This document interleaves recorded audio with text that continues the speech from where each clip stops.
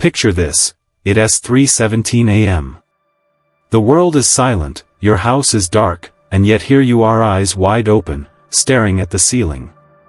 Your mind races. Why am I awake? Am I broken?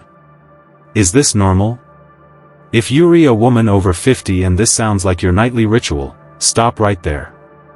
This isn't just a random annoyance, it's your body whispering, or maybe shouting, something critical about your health. As a doctor who has spent decades unraveling the mysteries of sleep, hormones, and the human body, I am here to tell you, those early morning wake-ups between 3 and 5 a.m. aren't a curse. They're a clue. And by the time you finish reading this, yes, all 16,000 plus words of it, you'll not only understand why this happens but also master 5 science-backed strategies to turn those restless nights into a superpower. Stick with me, because what I am about to share could change your life. Why 3 to 5 a.m. matters more than you think. Let us get one thing straight, waking up in the wee hours isn't inherently a problem. In fact, it's a phenomenon as old as humanity itself. Before electricity, our ancestors followed a biphasic sleep pattern, sleeping in 2 chunks with a natural break around midnight to 2 a.m. for reflection, prayer, or even chores. But in 2025, with our 24/7 lifestyles and glowing screens, that 3 to 5 a.m. wake-up feels like a glitch. For older women especially, it's often more than a quirk, it's a signal tied to aging, hormones, stress, or even deeper emotional currents. The video I am riffing off today nails some solid starting points, but as a physician, I am diving deeper. We'll explore the biology, debunk myths, and arm you with tools that go beyond the basics. Ready? Let us break it down. Part 1, Don't fight the wake-up, understand it. The video's first tip: don't force yourself back to sleep, hits a bullseye. Here's why. When you wake up at 3 a.m. and start the mental spiral, I need to sleep now or I'll be a zombie tomorrow, you're flooding your system with cortisol, the stress hormone. Cortisol is like the body's alarm clock. It's supposed to peak around 6 to 8 a.m. to get you going, not at 3 a.m. when you're begging for rest. Forcing sleep creates a vicious cycle. Anxiety spikes cortisol, cortisol keeps you awake, and round you go. From a medical standpoint, this ties into your circadian rhythm, the 24-hour internal clock governed by the suprachiasmatic nucleus in your brain. As women age, especially post-menopause, estrogen and progesterone levels drop, subtly shifting this rhythm.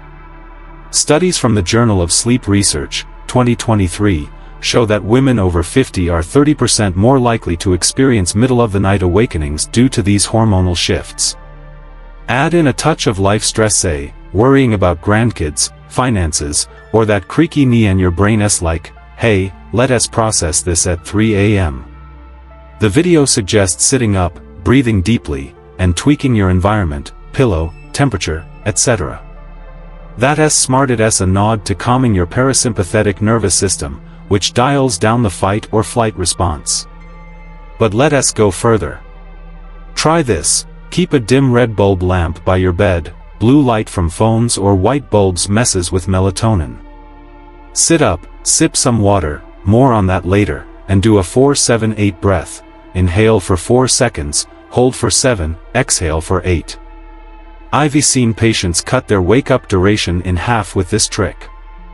And that Leonardo da Vinci bit? Fun fact, he practiced polyphasic sleep, napping in short bursts.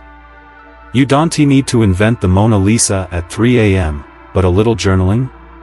That's gold. More on that in Part 3. Part 2, Hydration isn't just water, it's strategy.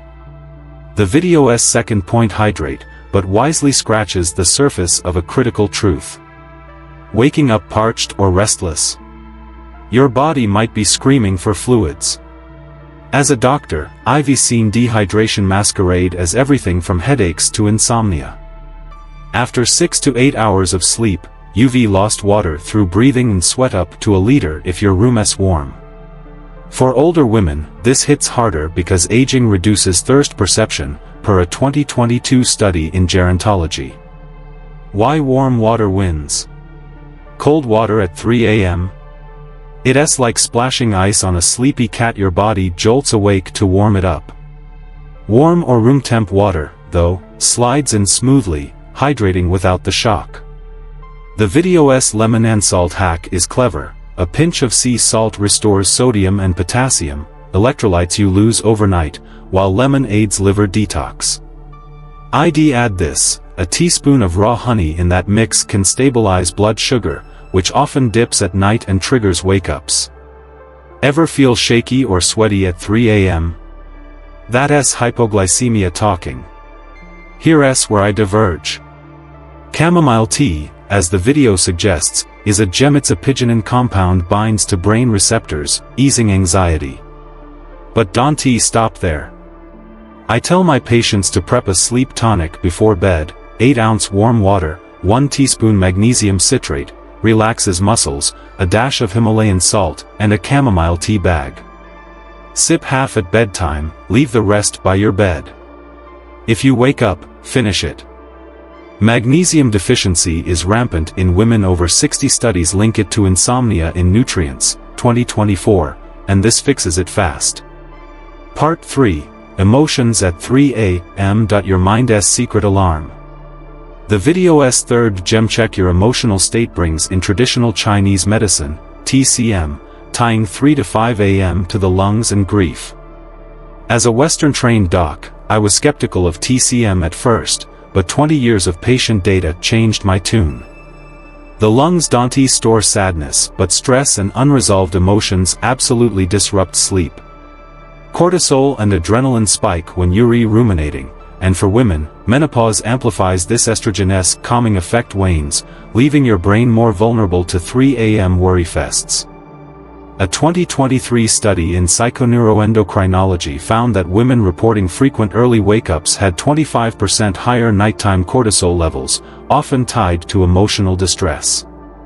The video's journaling tip aligns with cognitive behavioral therapy, CBT. Writing unloads your brain's worry buffer. I've had patients sob with relief after scribbling down fears like, will I outlive my savings, at 3 a.m.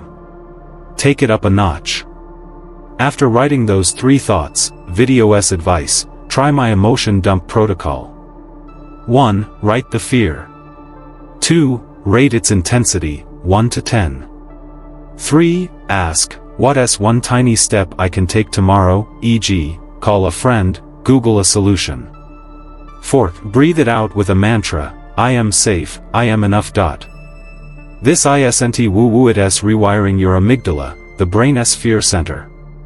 I once had a patient, Linda, 68, who woke nightly fretting about her estranged son. After a week of this, she slept through and called him. Healing starts at 3 a.m. Part 4. Move it but don't overdo it.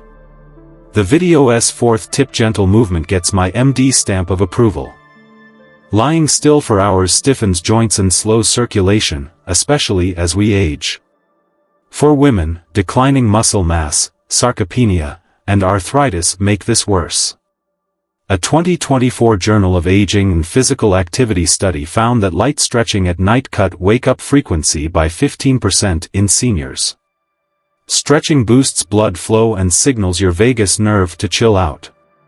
The video's neck rolls and shoulder shrugs are spot-on. Tension loves to camp out there. Add a cat-cow stretch, on all fours, or in bed, arch your back up, cat, then dip it down, cow. 5 reps, 30 seconds, and your spine's thanking you. My twist. If you're restless, try my 3-minute reset. Leg swings: sit on the bed's edge, swing one leg gently 10 times, switch. Wrist circles: rotate wrists 10 times each way. Great for carpal tunnel, common in older women. Toe wiggles: flex and spread your toes 15 seconds, stimulates foot nerves, grounding you. Combine this with a warm foot rub, self-massage with coconut oil. Cold extremities? That's poor circulation, and this fixes it. I've seen patients drop their wake-up time from 45 minutes to 10 with this routine. Part 5. Sound the brain's lullaby. The video's final tip: calming sounds is a sleep doctor's dream. Your brain at 3 a.m. is in beta wave mode, alert, problem solving. Sounds shifted to theta or delta waves, the land of deep rest. Pink noise, softer than white noise, syncs brainwaves, per a 2023 Sleep Journal study, improving memory consolidation. Guided meditations? They re-CBT in audio form. Audiobooks? Genius if they re-dull your brain tunes out. My enhancements. Asterisk pink noise, download a free app like My Noise, set it to rain on leaves. Asterisk meditation, try a 5-minute body scan on Insight timer, focuses your mind without overstimulating. Asterisk audiobook hack, I recommend The History of Salt by Mark Kurlansky, dry as toast, perfect for drifting off. Avoid podcasts or music with lyrics too engaging. I once had a patient, Sarah, 72, who swore by whale sounds. Her sleep tracker showed 20% deeper rest after a month. Lessons learned, turning 3 a.m. into your ally. Here's the takeaway, ladies, those 3 to 5 a.m. wake-ups aren't your enemy. They your body's SOS: hydration, emotions, tension, or just a circadian hiccup. Don't curse the clock, decode the message. With these 5 steps: accepting wakefulness, hydrating smartly, processing emotions, moving gently, and soothing your brain, you're not just surviving the night, you're thriving through it. As a doctor, I've seen patients transform insomnia into insight. You can too. And there you have it, 5 ways to transform those 3 a.m. wake-ups from a battle into a blessing. As I sit here, reflecting on the patients I've held hands with through sleepless nights, the research I've pored over, and the quiet moments I've faced myself, I can't help but feel this: you are not alone in this. Those early hours? They're not here to break you, they're here to teach you, to guide you back to yourself. Whether it's a sip of warm water, a stretch that eases your tired bones, or a sound that lulls your mind back to peace, you've got the tools now. And that's what this channel is all about, empowering you to take charge of your health, one night at a time. This video was a labor of love, crammed with so much info I couldn't bear to leave anything out, so if you made it to the end, thank you. You've just soaked up a masterclass in sleep, emotion, and resilience. Don't let it stop here, though. I need to hear from you. Do you wake up at 3 a.m.? What's your story? What's one thing you'll try tonight? Drop it in the comments below. I read every single one, and your voice matters to me. If this moved you, if it helped even a little, please hit that like button, it's how I know you want more. And subscribe, join this community of warriors fighting for better health, because next week, I'm diving into another topic that'll change how you see your body forever.